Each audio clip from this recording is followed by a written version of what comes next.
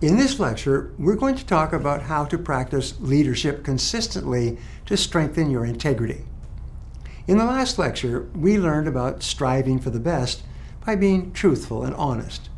Now we're going to dive deeper into integrity and leadership by constantly practicing it in all areas of your life, because who you are at work and who you are when you're not at work should ultimately be very similar. Your values are always expressed in your behavior, in everything you do. It is not what you say or wish or hope or intend that counts. It is only what you do. If you practice what you preach in one area, it'll naturally manifest itself into everything else you do. Think about when you come home after a great day at work. You were probably productive and in a great mood for the rest of the day.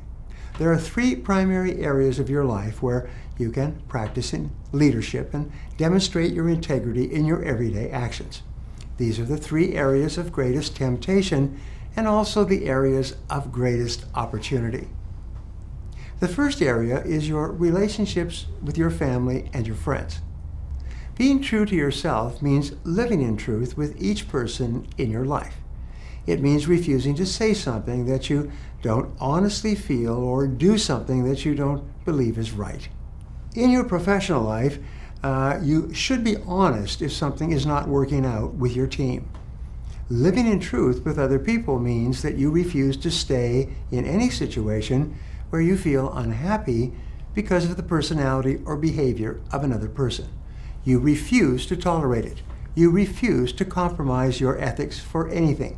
Psychologists have determined that most stress and negativity comes from attempting to live in a way that is not congruent with your highest values. It is when your life is out of alignment that you feel most unhappy. It is when you are doing and saying one thing on the outside, but really feeling and believing something different on the inside. When you decide to become a person of character and integrity, your first action will be to neutralize or remove all difficult human relationships from your life. Let's try this out. Take 1 minute to list the members of your inner circle. So 5 to 10 family members or friends who you interact with on a daily or weekly basis or spend the most time with. Then, next to each person, write a simple note of how they honestly make you feel. Inspired, stressed, hopeful, fearful, overwhelmed. The next step is tricky. Keep the positive relationships in your corner and reduce or remove the rest. Get rid of them. This doesn't mean that you have to go and hit somebody over the head with a stick. It simply means that you honestly confront another person and tell them that you are not happy. Tell them that you would like to reorganize this relationship so that you feel more content and satisfied. If the other person is not willing to make adjustments so that you can be happy, this should make it clear to you that you don't want to be in this relationship for very much longer anyway. The second area where you can practice leadership is your attitude and behavior toward money. Obviously, money is a big focus as a leader in an organization.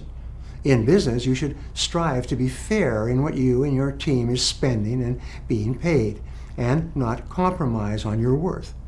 If you are casual with your money, you will have casualties in your financial life. Be fastidious about your treatment of money, especially other people's money. Guard your credit rating the same way you would guard your honor. Pay your bills punctually or even early. Keep your promises with regard to your financial commitments. The third area to practice leadership is with regard to your promises and your commitments to others. Always keep your word. Be a man or woman of honor. Just as you say you will be at a meeting or get numbers to someone, if you say that you will do something for a friend, then be sure to do it. Integrity is the key ingredient in character, and your character forms the foundation of your life. Practice integrity like breathing in and breathing out. My friend Cabot Robert has said many times that character is the ability to follow through on a resolution long after the emotion with which the resolution was made is past. Your character, your integrity, is manifested in your willingness to adhere to the values you hold most dear. It's easy to make promises and hard to keep them. But if you do, every single act of integrity at work and outside of work will make your character a little stronger. And as you improve the quality and strength of your character, every other part of your life will improve as well. You will be on your way to not only becoming a great leader, but an outstanding human being with strong values, which we'll dive into in the next lecture.